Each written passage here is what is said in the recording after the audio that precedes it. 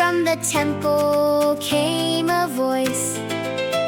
7 angels pour the bowls. The first bowl poured upon the land, the second poured upon the sea, the third was poured upon the rivers. God's judgment came for all to see. John heard heaven speak aloud, "You are righteous, holy Lord. God is just in all he does. True and faithful is his word."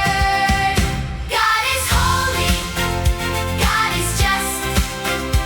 Even when we don't understand, we can trust. 7 bowls, God's plan unfolds. He is righteous, he is in control. The fourth bowl poured upon the sun, the fifth upon the beast's own throne. Darkness covered his kingdom, but still they would not turn to God.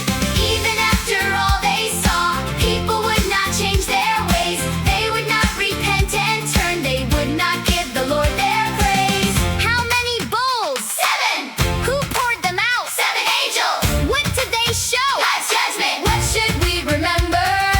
Turn to God. Then the 6th bowl was poured out on the great Euphrates River. Its water dried and made a way as rulers gathered all together.